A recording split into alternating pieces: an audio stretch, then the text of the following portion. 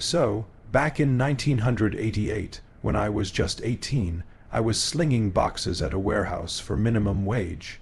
I had no plans for college, no plans to do just about anything really until one day this good old boy rolls up in this shiny red Kenworth. And he seemed like a character. So we got to talking, and that's how I found out that he made 4 times what I did just for driving a big rig across the country. And I remember looking at my busted up sneakers and thinking, hell, I could do that. So I took all the money I'd saved up to buy a car and I used it to get my CDL instead, which for those of you who don't know is a commercial driver's license, which you need to operate trucks, buses, or anything that transports hazardous materials. And about a month later, I was driving over to my first job interview, and I've been trucking ever since, coming up on damn near 40 years now. And like any job, trucking's got its ups and downs. When the freight's rolling, the money's great. And if you run hard and stay mostly legal, you can clear 6 figures a year, no problem at all. Dispatch might decide the destination, but once the key's in the ignition, it's just you, the CB, and 36 tons of steel and rubber. I've seen the whole country on somebody else's dime, and as long as the load's on time and you ain't tearing up equipment, there ain't nobody breathing down your neck.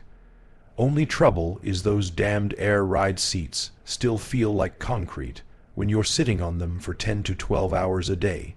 And then forget about things like Thanksgiving, because you're eating your turkey and yams out of a Tupperware container on the side of the I-80. But if you ask me, the worst part of the job isn't the fuel prices, the insurance, or the shippers and receivers that treat you like something stuck to the bottom of the shoe. It's not even the lumpy bunks, the truck stop slop, or the showers that look like a damn crime scene. Those you can get used to. The worst thing about the job is, ironically, the very same thing that sometimes is the best thing about the job, and that's the people you meet while out on the road. 6 years into my career, I was hammered down and eastbound on the I-80, somewhere just west of Lincoln, Nebraska. Now, it was around 2:00 in the morning, and it was just me and my engine doing about 68 while she sang that old Detroit song of hers. My CB was quieter than a church mouse, and the only thing breaking the silence was the wind whistling over my cab. Then suddenly, out of the dark, I caught a glimpse of something pale moving on the shoulder. I slowed the rig a little and flipped my high beam down, and then there she was, a girl of no more than about 19 or 20 years old, wearing a thin white sundress. Her hair is all wild, and she ain't got nothing but sandals on by the looks of things. And she's sticking her thumb out, trying her damnedest to get me to notice her. Now, I've heard every scary story from here to Reno about picking up hitchhikers. The ones about scamming lot lizards, the ones about nutcases or robbers, even the old vanishing girl spooky story that every trucker must have heard 100 times by now. Usually, I'd have just kept on driving. Ain't my circus, ain't my monkey, as they say, but like I said, something about the way she looked had me easing that 389 Peterbilt over onto the shoulder. I set the parking brakes, hopped out of my cab, and then started walking back slow so I didn't spook her. And when I was close enough, I called out to her, asking if she wanted to ride, and she just nodded and then came bounding down the shoulder toward me. Now up close, the backpack that she was wearing made her look even younger. I noticed the mascara streaks down her cheeks and the little bruises on her arms, like somebody grabbed her a little too hard. And when she got close, she thanked me with a very shaky voice, and then walked around the passenger side and helped herself into the cab. Now, after I got us rolling again, the girl stayed silent in the passenger seat for maybe 10 to 15 minutes. I told her that whatever ran her out there in the middle of the night was none of my business. But whatever it was, she didn't have to worry about it in the cab of my truck. She told me her name was Riley and thanked me for giving her a ride. I told her it was no problem, that I'd like to think someone would do the same if that was my daughter out there at the side of the highway. When she told me I sounded like a good dad, but that she never got to know hers, I just apologized. I didn't ask any questions. I just said the world can be a cruel place for good folks, and I was sorry her old man wasn't around for her to know. Now, I didn't know what kind of reaction I was expecting, but I sure as heck didn't expect the girl to laugh, but that's what she did. She suddenly let out this loud burst of hyena's laughter at what was supposed to be a heartfelt consolation. She'd been so quiet that the sudden outburst kind of shocked me a little, and then I stayed shocked when she told me her father was just a sperm donor, her words, not mine, and that he'd done her a favor, staying out of her life. Now, I'm no shrinking violet, so I'll admit to letting out a bit of a laugh of my own upon hearing that donor line of hers. I figured that in a get tough or die sort of world, this young lady had simply gotten tough. But there was more to it than that, much more to it. I tried to change the subject away from family and ended up asking her where she was headed and if she was in school. She gave Kai answers to both and then decided to ask some questions of her own. Now, I was open and honest with her, told her where I was headed and what I was hauling. She asked what it was like being a trucker, if I slept in my truck, and if I ever got spooked staying up overnight in some shady truck stop. But then Riley asked if I was married. It wasn't suggestive at all, just curiosity. But once again, I told her the truth and said that I've been divorced for coming up on 5 years by that point. I put it down to how young she was, you know, having not learned all her social graces yet. But she did not avoid the topic. Instead, she asked, "Did you love her?" And I nodded but stayed quiet, a hint that it wasn't exactly my favorite topic for small talk. And that's when Riley asked, "Did you hit her?" Now put it down to some fatherly instinct, but my reaction is that little doozy of a question was way different than if a grown man had asked me that question. I didn't yell. I just simply told her no, and then figured the reason that she asked was because she'd seen her own father do the same thing. Riley replied that I didn't look like the type, and then there was a brief silence before she asked if I had any kids.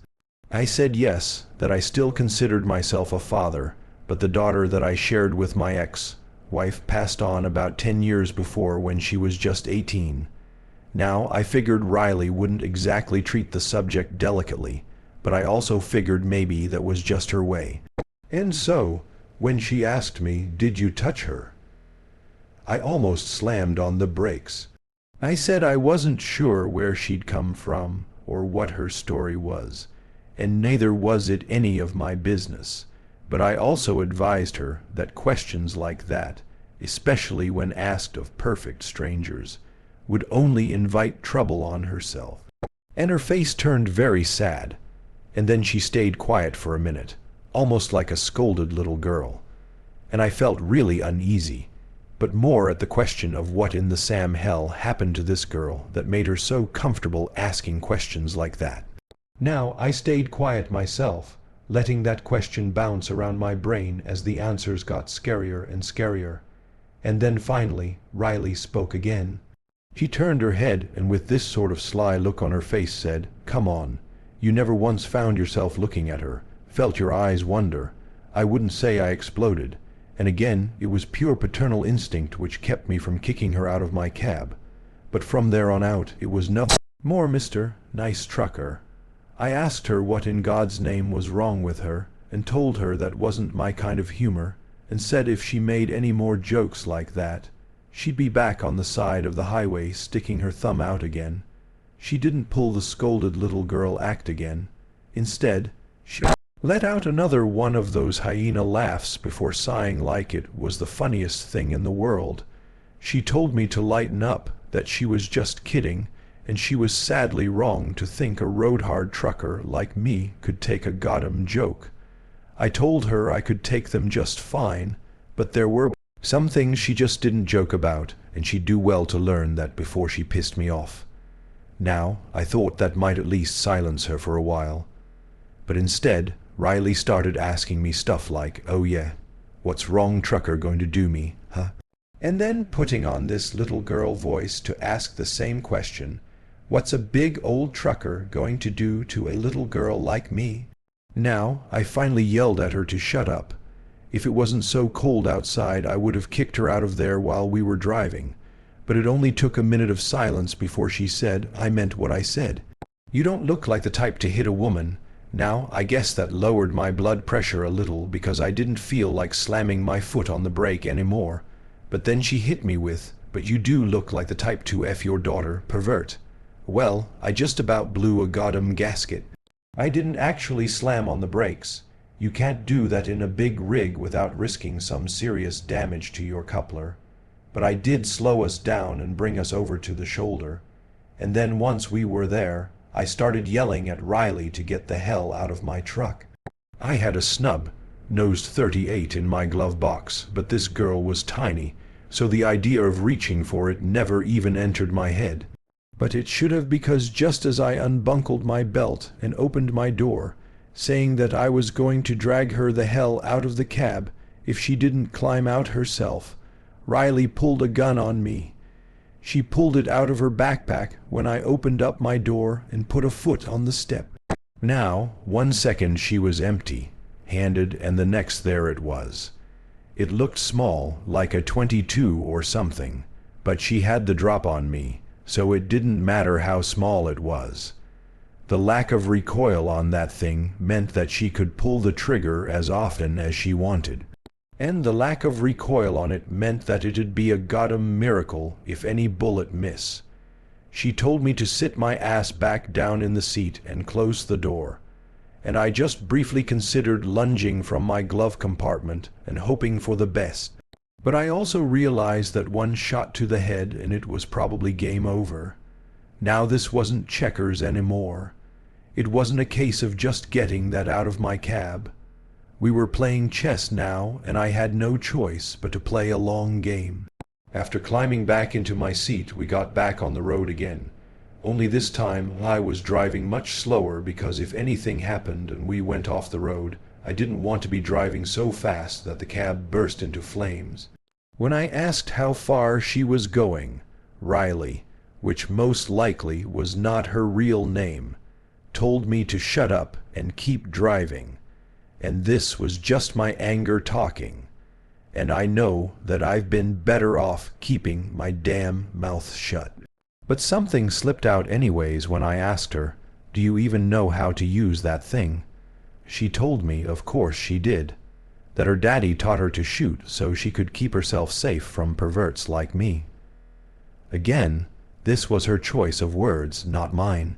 And believe me, she wasn't saying it because of some scar that she'd had deep down. She was saying it to taunt me, nothing more, and I could hear it in her voice.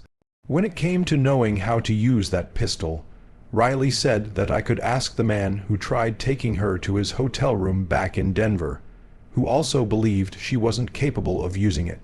But the girl was also quick to add that I'd have a pretty tough time talking to him, since she left him lying on the floor of that hotel room, dead as a doornail.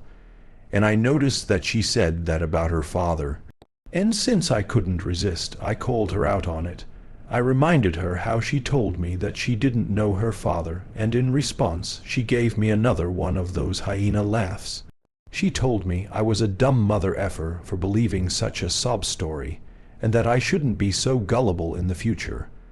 I remember how she smiled when she asked if I believed her about killing a man back in Denver. I told her I'd be a fool to believe anything that came out of her mouth by that point. And once again she laughed. She said she figured I might say something like that. So she brought something along with her from Denver to prove she wasn't lying. She asked if I wanted to see, and with both hands on the wheel, I told her I didn't think I had much choice in the matter. The girl laughed and then reached into her backpack again and pulled out a Tupperware container filled with what at first appeared to be mud.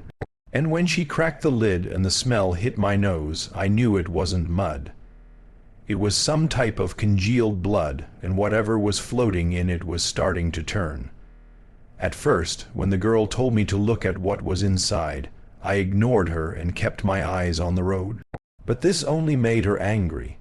She pointed the gun at arm's length dramatically, like so I could see it clearly. And then she said that she didn't give a good goddamn if it made us crash, because she'd scramble my brains if I didn't do as I was told and look. Now, I can't express how certain I was when she said that she was serious. I mean, this girl sounded unhinged, truly unhinged, like her sanity was holding on by just a few thin threads. I've had a gun pointed at me maybe a half-dozen times in my life, but I only twice truly believed that the person would pull the trigger. Once I was being robbed by a meth head that I described as barely human, and the other time was in the cab of my truck with that girl who wasn't named Riley. And so since I believed wholeheartedly that she was crazy enough to risk her own life by shooting the driver of the big rig she was sitting in, I looked at what was in that container, and when I did, I almost puked. Floating in what looked like dark red jelly were two meatballs-sized oval-shaped organs made of a much paler flesh. I knew what they were from the first second I looked at them, and as I stared at them for that brief moment, the smell of them turning hit my nose and I almost lost my stomach there. I turned my eyes back to the road and kept one hand on the wheel, but I had to cover my mouth and nose with the other as I gagged to keep myself from throwing up. The girl thought that was the funniest thing she'd seen so far, and she cackled like a witch as I coughed and retched. She told me not to worry because she cut them off of the guy in Denver after he was dead and not before. So I wouldn't have to worry too much when it happened to me, too. And that was the most terrified I'd ever been in my life. Without a shadow of a doubt, I'm not ashamed to admit it either. I knew that the girl had lied to me once before and just for kicks, but the evidence of what she'd done was right there in front of my face. At least I thought it was, because when I asked Riley if those things in the container really were what I thought they were, she started laughing again. She said they were pig testicles, and I was a coward and an idiot for thinking that they were anything else. I knew better than to say anything by that point, and I just kept on driving, and thankfully, we didn't have to go much further before the girl demanded that I pulled over at an upcoming truck stop. I did as she asked, watched as she pulled her gun closer to her chest so anyone outside couldn't see it. And then before she got out, she gave me some big speech about how she normally killed a man before leaving so they wouldn't come after her once she got out. But in her mind I was the exception. She said that she knew I wouldn't come after her and that I wouldn't try to hurt her either. She figured I had a gun somewhere in the cab, and she was right. But she also knew that I wouldn't use it on a girl who reminded me of the daughter I'd lost. No matter how much I hated her, no matter how much I wanted to make her pay for being such a goddamn demon, she knew I wouldn't take away her chance to live. Not without feeling like the same kind of evil that had taken my own daughter away. And the worst thing, she was right. Even after she climbed out of the cab and went walking off to find her next plaything, I couldn't bring myself to do anything but drive off, praying that she'd find her way and make a decent life for herself after whatever it was that she'd endured. I only came out from under that spell once I was about 30 miles down the highway, and I decided the only thing to do was report her to the cops. I ended up stopping at a diner and calling in the whole thing to the local sheriff's department, and they gave me a reference number that I could use when calling them back in the future. But after calling maybe half a dozen times, I heard that there was never any progress and they didn't find the girl. I still hope she found a way to get better. I don't believe anyone is born evil, but a part of me thinks that if that girl pushed her luck a little too far one day, that she might not even be around anymore, let alone getting better. Story 2. I think my first 6 months of trucking must have aged me by about 5 years, and for the first 2, I felt like I was in pure survival mode. Everything I was taught in CDL school seemed like it was written by someone who sat behind a desk, not a wheel. And no matter how many pamphlets you read or video seminars you watch, nothing prepares you for backing up a 53 FT trailer in a truck stop Fuel Island at 2:00 a.m. And with 4 other drivers waiting behind you, I must have burned through 100 gallons of gas just practicing backing up in empty lots. Ideally at night too, when nobody could see me sweat. And although I've obviously gotten better over the years, I still get tight in the chest whenever I see a truck parking in rear on a receiver that looks a little too tight. Needless to say, the learning curve was brutal. And in my 3rd week, I forgot to crank my landing gear all the way up, which cost me a damaged trailer and a $800 deductible. And I also learned really quick that the whole 11-hour driving limit isn't a suggestion. I remember I hit 10:59 one night, and I thought that I could push for another 45 minutes or so to get home. Maybe 20 minutes later, I literally started seeing the reflectors on the white line start dancing in front of me. I ended up pulling over into a Walmart parking lot where I slept like the dead for 8 hours solid. Long-haul trucking is 20% learning to drive the truck and 80% learning how to live in it. It was a real grind, and then for around 4 or 5 months things started to click. I got my sleep schedule down with a 5-hour split and a 6-hour bunk nap that actually worked for me. And then after a while, things like chaining up in the snow or dealing with 4-wheelers who think the left lane is their own birthright started to become second nature to me. It was humbling, exhausting, but honestly kind of addicting once I realized that I was actually getting good at something that scared the hell out of you in week 1. And I remember being on one particular run and thinking to myself, yeah, this is the life for me. But it wasn't all sunshines and rainbows, and back in those early days, I made a couple of seriously grave mistakes, and one of them almost cost me my life. And so one morning I'm cruising through Oregon just after crossing the Idaho state line on the 84, and it's one of those gray Pacific Northwest days. I'm in the middle of nowhere, and it's me, my radio, and a flask full of Gaju. It's all quiet on either side of me, and then suddenly I see a truck of some kind zooming up the highway behind me. Now, as it got closer, I realized that it was a blacked-out Chevy pickup with tinted windows and no markings, and it was flying at my driver's side so fast that I might as well have been parked. Now, I remember thinking, who the hell is this asshole?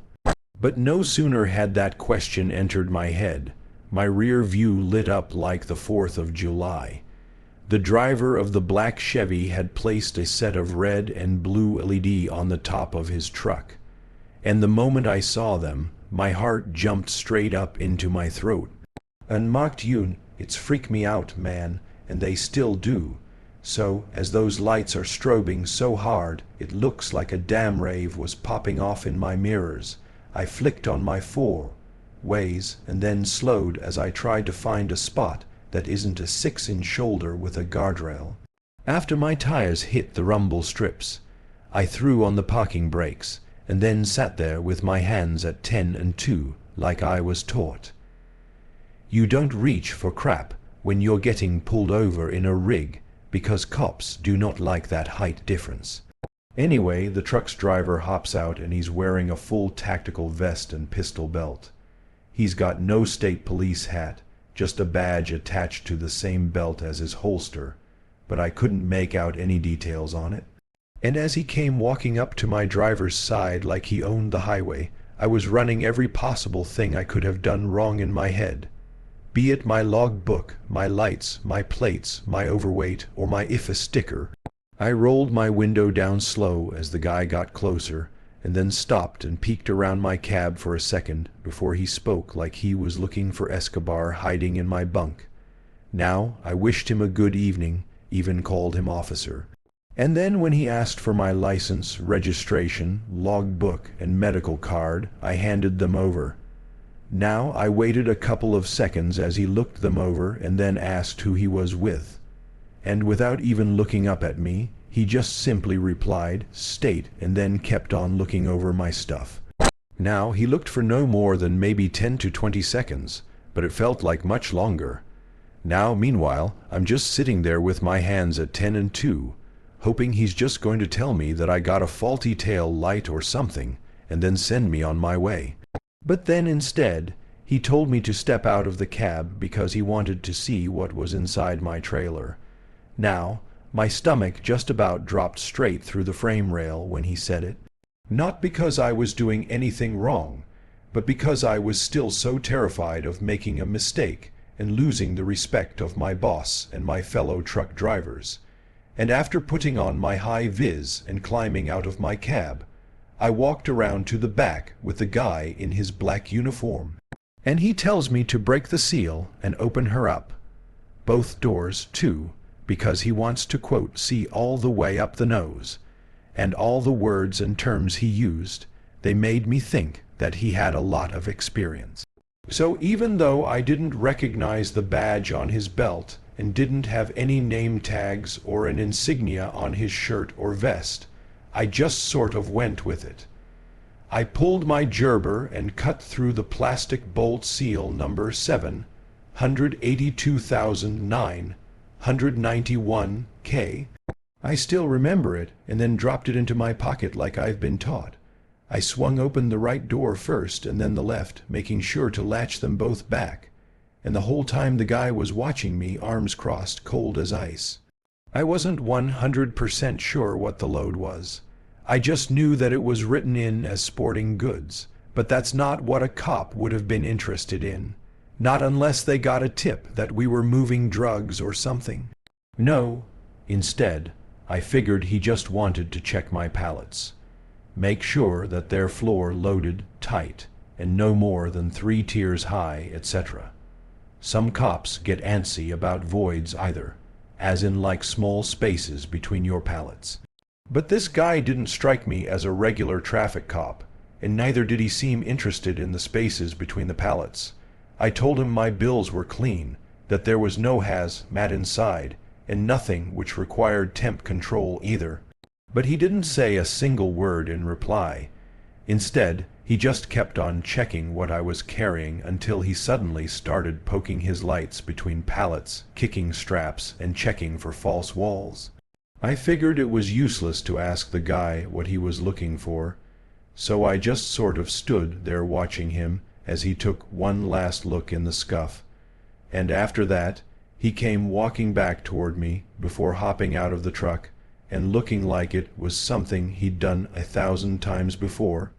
I asked the guy if I was good to close the trailer over again, but I knew that he wouldn't leave just yet because I needed the paperwork to explain why the seal was broken. But then, instead of answering my question, he asked if I got the truck's keys on me. I told him no, that they were in the cab, but the guy told me to stay where I was and that I needed to hang tight for him.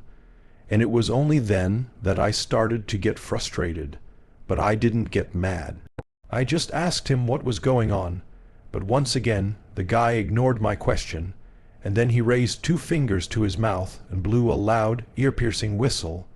This is the part where I started to get really confused, not to mention nervous too, because the second the guy whistled all loud like that, maybe 12 to 15 of his buddies appeared from the nearby tree line and then came running towards the truck. I panicked, and my first thought was to run for the cab. But as I started to back up away from him, the guy pulled the pistol from his holster and told me not to move. All I could do was freeze at the side of the gun and raise my hands in the sort of don't shoot me kind of way. I didn't have the right certification to drive long haul with a gun, so I kind of just screwed up either way. So, like I said, all I did was freeze up. And the only thing that got me moving again was when the guy told me to get on my knees. And since I really didn't like the idea of that, I told him no, while I just kept on backing up towards my door. Now I'm proud of myself for that little piece of defiance, no matter how brief it was. But it didn't last. And after the guy cocked that pistol back, had it ready to fire, and gave me the order a second time, It was like my knees involuntarily buckled underneath me.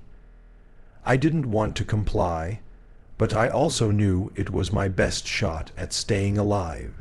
If I ran, I had maybe 20% chance of getting away, but lunge at the guy and try to be a hero. Then I was a dead man, so I kneel, put my hands behind my head like he asked, and then watched as he took a few careful steps towards me and put his pistol right up to my forehead. Now, call me dumb all you want. I know I was. But it was only then that things really clicked for me.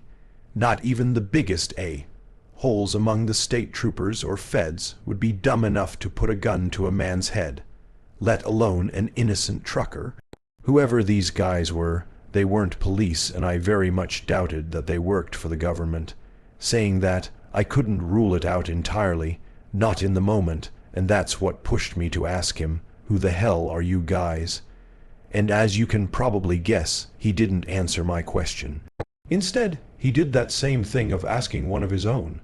And with that gun pushed right up against my forehead, the guy asked if I was an American. And then, when I told him yeah, he told me not just a citizen. And then asked if I was a real American. I didn't know exactly what he meant by that, because what the hell does a real American even mean? But all the same, I told him I was born and raised in New Jersey. So yes, I was a real American. And there was a moment after that where I was kind of thinking, is this guy from immigration or something? What the hell is this? But then just from the look on his face, I knew this was almost personal for him. He didn't look at all that satisfied with my answer. And then after asking my name, he asked me, "Are you a Jew?" Now, I'm not Jewish. And although my dad was also born and raised in New Jersey, his parents are both from Turkey, and I inherited some of their darker features. And that actually wasn't the first time that I've been asked if I was Jewish. But the first time, I just calmly explained that no, my dad was Turkish Muslim. But obviously, given the implication of the guy's question, I knew it was not a good idea to tell him that. And so instead, I thought on my feet and told him my dad was Greek Christian too, just because I figured that that was what he wanted to hear. But again, he didn't seem entirely satisfied with that answer. Now it looked like he was thinking for a second, and then he nodded and gave me the closest thing I got to an explanation. He said since I was a real American, I should be happy that he and his buddies were getting their hands on the contents of my truck. He told me to be a good little citizen, and reported exactly what had happened, so I wouldn't lose my job. But he also said that I could be happy that the goods were going to a very worthy cause, and that what might hurt me in the short term and very superficially that would benefit me a whole lot in the long term. And while he's saying all of that to me, his buddies, who were also wearing all black military gear and a lot of face masks too, were busy unloading my truck. And I later found out that the sporting goods that I was trucking were more like a home defense haul, because it consisted of a lot of ammunition, a ton of MRE, and even things like bulletproof vests too. It wasn't all stuff like that. There were a lot of blaze orange hunting clothing in there too. But those boys in black seemed to know exactly which pallets they were supposed to be looking for. And once they had as much as they could carry, they hauled ass back in the direction of the tree line, carrying 2 or 3 boxes apiece. The guy in front of me, who was just wearing sunglasses and a baseball cap, kept that gun on me until all of his buddies were out of sight. And then he asked me something which had my heart pounding in my chest. He asked me if he needed to shoot me, because if I was going to go rushing back to my cab, once he turned his back to grab a gun and try to be a hero, then he'd just blow me away right there and then and save us both the blood and ammo. I told him I didn't have one, which, like I already said, was the God's honest truth, and he just laughed as he put his own gun away and told me that I should really see about getting something to protect myself with.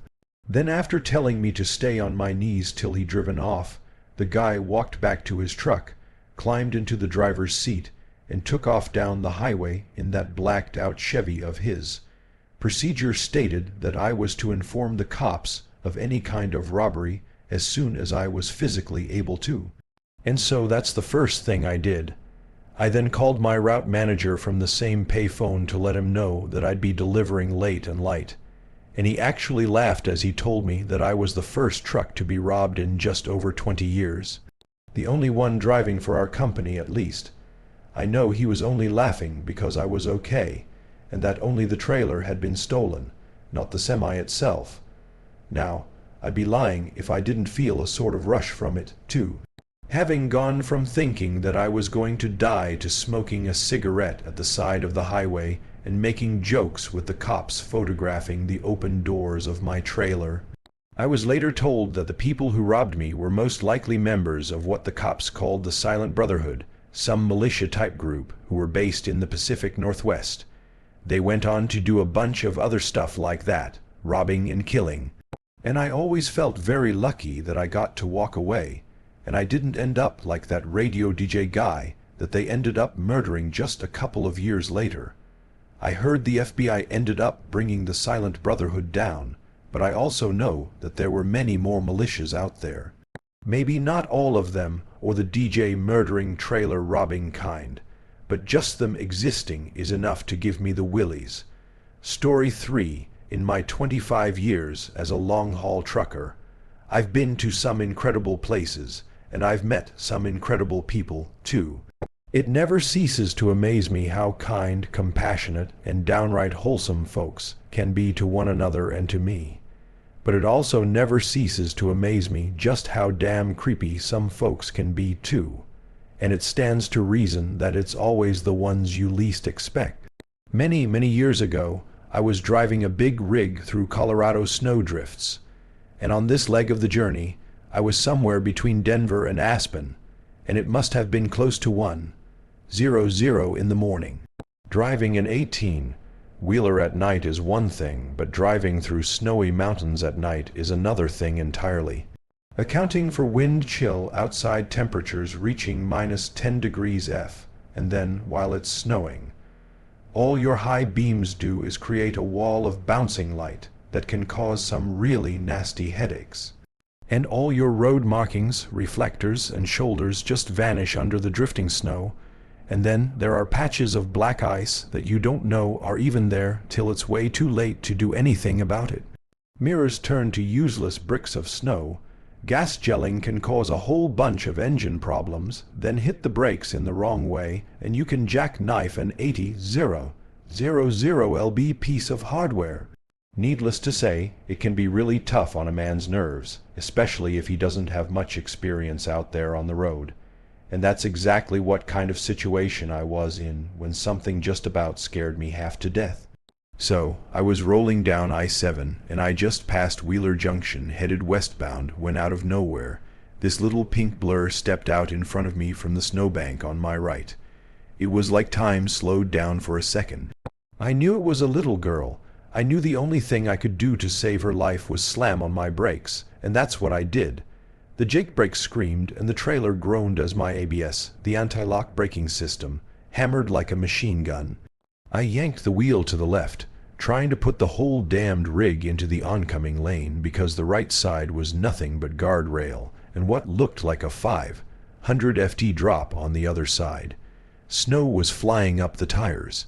Chains were rattling like they were fixing the shatter, and there I am, praying harder than I ever did in church that this trailer doesn't jack and take that little girl with it. She looks up at me with these big eyes, frozen like a deer, while it still feels like time is dragging. And I remember the split second where I thought, oh God, this is it. I'm going to be the guy on the news who flattened a kid on a mountain highway and die myself. And the rig slowed. And somehow the good Lord gave me just enough room because I ended up missing the girl by no more than the width of a Bible. I'd say I slid past doing maybe 15 with a trailer fishtailing, and while I'm sliding, I catch a glimpse of the girl in the mirror. She just stood there having not moved a muscle, while the snow swirlies danced around her. I got my rig stopped maybe 100 yards down when it finally came to a halt. My heart was pounding so hard it felt like it was about to explode. I looked out into my side mirror, which I could now see out of thanks to all the snow having been shaken from it, and there she was, still standing there looking like she was half frozen already. I set the brakes and turned on my four-ways so that people could see my lights before they saw my truck, then hopped out into the powdered snow piled up on the shoulder. The wind was cutting through my jacket as I sort of went back up the hill back when the little girl came into view again, and I called out to ask if she was okay and where her mama was, but all she did was look at me with those big eyes, all quiet. And then, when I saw how blue her lips were, I walked over and scooped her up.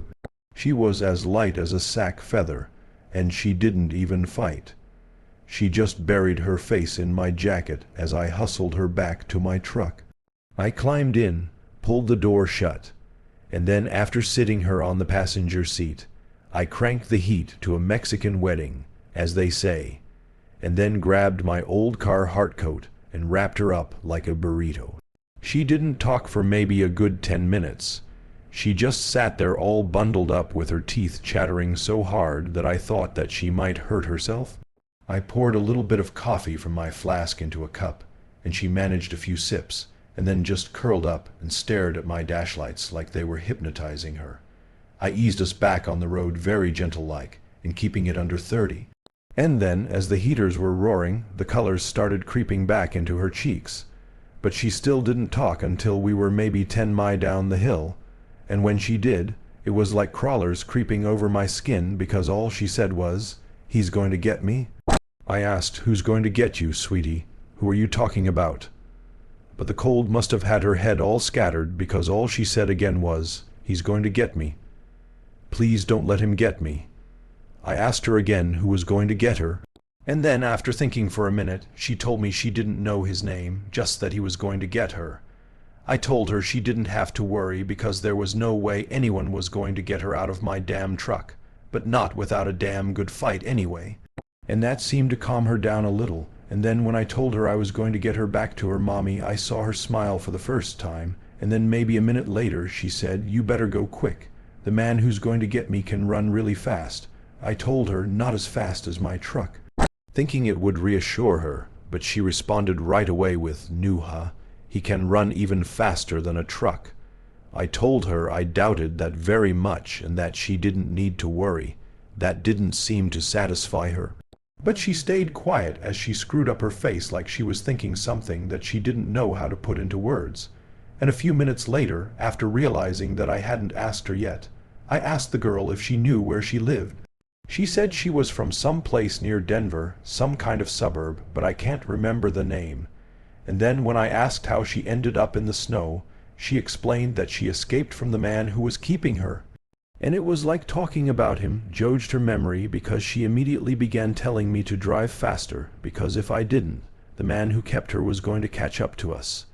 Now, once again, I'm telling her, that's not going to happen, kiddo. Ain't nobody driving this thing off the road. But she shook her head and told me, he doesn't need to drive faster. He can fly. And at first, hearing her say that just kind of made me sad. Some sick monster had obviously tried to scare her into obedience by telling her all sorts of crap about him being able to run really fast or even fly. But then, as I wondered what kind of freak would do something like that, just picturing some creep running as fast as my truck or flying through the night sky before landing on my cab, it just about creeped the hell out of me. And I'd be lying if I said that it didn't make me want to drive a little faster, even though I knew damn well that what she was saying wasn't possible. Now, it didn't help that I asked her if she would tell me anything about the man who'd taken her. And we'd already established that she'd been taken from the parking lot of a grocery store because she mentioned something about shopping with Mommy. And then the next thing that the man was holding her hand and telling her that they were going to find her mom. Obviously, that was a lie because she hadn't seen her mom since. But when I asked her for some specifics about him, what he looked like or what kind of house he lived in, all she said was that he lived out in the woods. And he looked, in her words, real scary. Now, I know it might sound dumb, because this was a kid saying it in some scared little girl voice. But when she said he looked real scary, it sent an actual shudder through me. I guess it tapped into my own long-lost sense of childlike imagination, and I guess it figured that some freak who'd abduct a kid would be real scary looking, but just the thought alone scared me. I then asked the girl if she could tell me anything about where she was kept, and when she said no, that it was always dark and she could never see anything, I just figured I better stop asking. I was taking her to the cops, who'd no doubt ask her a ton of their own questions, and I doubted I was helping any by making her talk about it. But I also had this terrible fear that for some reason she might not survive till we got to the cops. My sister is a nurse, and the thing she told me about kids that really stresses her out is how they hang on and hang on and hang on, then bang, they just slip away on you real fast. The girl was talking, and she looked way better than she did out on the highway, but there was a part of me that thought, what if she doesn't make it? And not just because of the hypothermia that she might have suffered, but because the person chasing her might still have caught up with us at that point, and I knew well enough no man could fly, and that no one could run as fast as a truck either. But he could most likely drive, and if he wanted to keep his ass out of prison, he'd be on the road behind us looking for that girl, and that was my thought process at the time anyways. And as you can imagine, I was creeped the hell out on top of everything the girl had said, but no one caught up with us. The girl made it to the county sheriff's office in a place called Vale, and that, boys and girls, is where we parted ways. Now, I still think about that little girl sometimes, though. She'll be a woman by now, maybe even with kids of her own. And while I have no doubt that she remembers the trucker who pulled her out of that snow and stopped her freezing to death, I hope to God that I get to meet her again one day, so I can find out why she was out there in the first place. Now, I didn't read anything in the local newspaper about it. No reporters came knocking on my door to take a statement, and no cops either. So, I don't know if they ever caught that scary-looking guy. I'm just hoping that that little girl is reunited with her mama, and that she grew up to be happy in spite of whatever she'd endured. Story 4. I used to work at this trucking company out in California. Not 18-wheelers though, just regular 4-wheelers that had cold storage in the back. I worked there for 4 years. Never once took a day off for any reason, and that was partly down to liking my own co-workers so much. Now, for the most part, the other drivers were a great bunch of guys. Management was another thing entirely, but all the guys down on my level were great workers, and I'm proud to still be able to call some of them friends. But then, about 5 or 6 months before I quit in protest, they hired a guy named Jerry. Jerry seemed like an okay guy at first, a little quiet maybe, but he delivered on time, and he didn't have any problems with anybody. But then came what I now consider my first clue to there being something off about Jerry, and that's when Tony tried showing him a picture of his niece. She just started elementary school, and Tony's getting all teary-eyed saying, "Look how fast they grow up," and passing around his phone to people to show them pictures of her. But when he tries showing Jerry, Jerry just gives him this icy cold "no thank you," and then just carries on with his business. Now Tony was really offended, actually, and he was joking when he said, "Was that asshole's problem?" But the more I thought about it, the more it bothered me. Even the guys who clearly didn't give a crap about Tony's niece at least took a look and said something like, "Ah, she's cute, I'm happy for you." But there was Jerry acting all awkward like we were trying to show him a booby magazine or something. And like I said, I guess that was my first real clue right there. Everyone else figured that that was just him, quiet, verging on antisocial Jerry, and after a couple of months, it just drifted into the background and slipped from my mind. It only came back a few months later when I was driving back to the depot that I spotted one of our trucks parked near an elementary school, just not in the parking lot. I slowed a little, hoping to spot one of my co-workers so I could honk my horn at them. But when I did, I didn't honk. It was Jerry, and that's when I realized why his truck wasn't in the parking lot. He wasn't making a delivery. He was just standing there watching the kids play in the yard. Now I'm thinking, what is he doing? But I didn't stop, not that first time. I figured he probably had a kid at that school, or that maybe he just delivered there and was taking a smoke break or something. But like I said, the truck wasn't in the school's lot, and I didn't remember Jerry ever smoking back at the depot. Now, this was weird, but I wasn't Jerry's boss, and I'm also not so much of an a-hole that I'd try and act like Jerry's boss. And if he wanted to goof off or do some family stuff on company time, that was his problem, not mine, and I didn't mention it to him either. But then, not even a week later, I spotted him doing the exact same thing on my day off. I was driving by the exact same school when I spotted one of our trucks in the exact same place that had been the previous week. It was like déjà vu, the school, the truck, and then Jerry right there in the same spot. That time, I had a sort of double moment of what the F, because what was he doing there a second time? But then, as I slowed and watched him in my side mirror, I could have sworn that he was holding his phone up against his chest in a way a person might do if they were secretly recording. Now, I guess I am kind of an a-hole to risk ruining a working relationship over a suspicion as weird as that. And if it turned out he was holding his phone, then whatever. I'm the a-hole.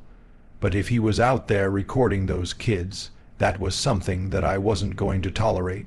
Now, I'll admit to feeling kind of crazy as I walked up to him, because after parking my car and getting out, I didn't so much as walk up as sneak up.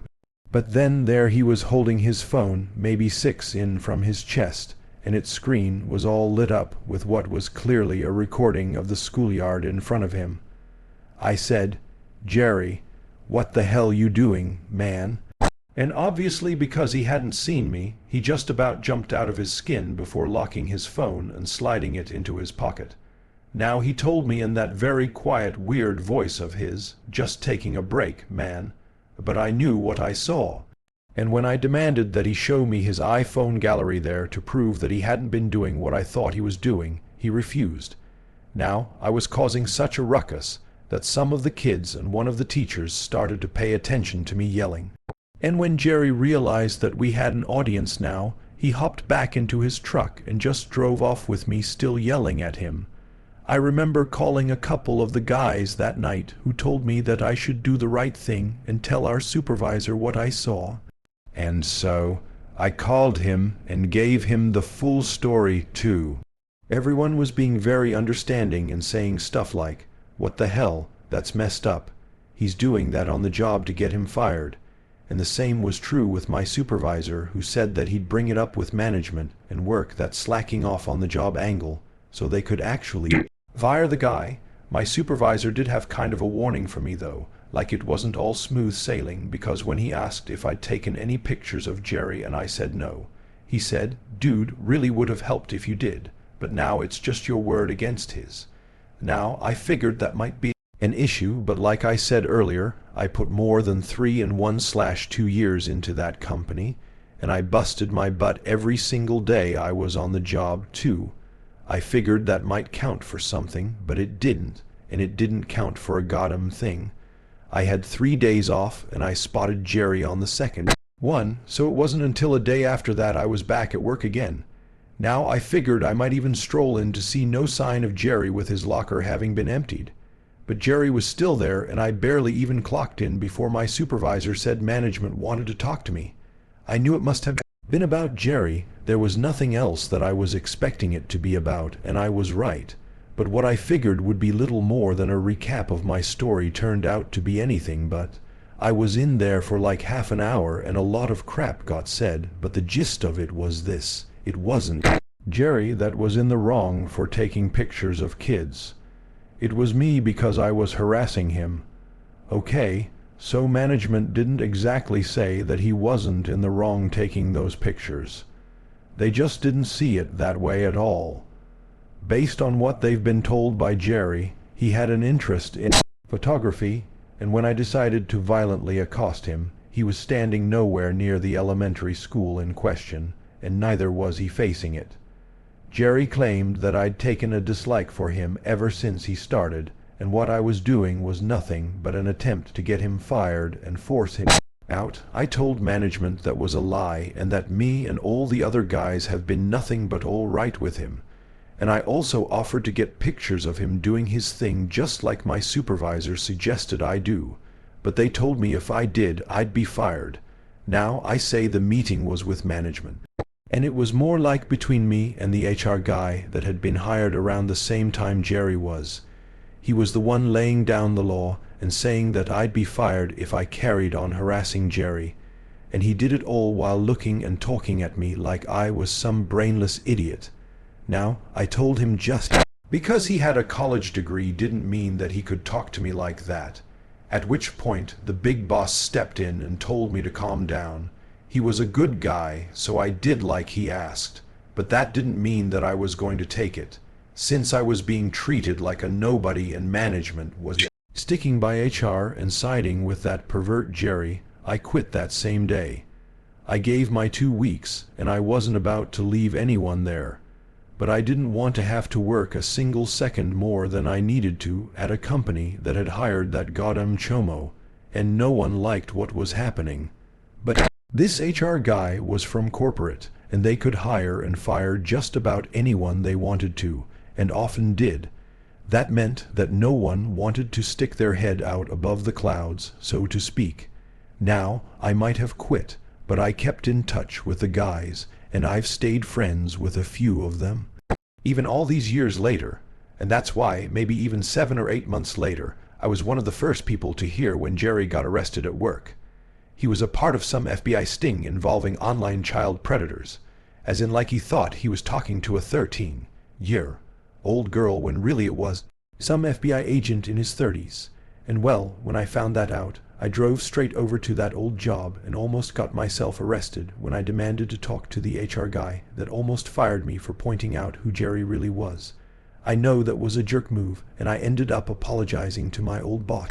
On the phone later that evening, boy was I fuming, and I'm actually glad that the HR guy wasn't there that day and that I didn't catch him going to his car, because I really would have ended up in jail for beating his ass. Now, the guy never showed up for work again either. My old buddy said that he quit the same day the cops showed up at work to arrest Jerry. And even though he left stuff in his desk and he didn't pick up his phone whenever they tried to call, I guess he figured that they were as mad as I was. And in one case, they were. But all management wanted to do was return his stuff and do a brief exit interview over the phone. But still, he didn't pick up. If there's 2 things that the whole thing taught me, it's this. Always trust your gut. And HR people are a pain in the goddamn neck. Hey friends, thanks for listening. Click that notification bell to be alerted of all future narrations. I release new videos every Monday and Thursday at 9:00 p.m. Eastern Time, and there are super fun live streams on Sundays and Wednesday nights. If you got a story, be sure to submit them over at my email, letsreadadsubmissions@gmail.com, and you might even hear your story featured on the next video. And if you want to support me even more, grab early access to all future narrations and bonus content over on Patreon, or click that big join button to hear about the extra perks for members of the channel. And check out the Let's Read podcast, where you can hear all of these stories and big compilations located anywhere you listen to podcasts. I also have a true crime channel called Saturn Soul. Check it out. All links in the description below. Thanks so much, friends, and remember, Merry Christmas.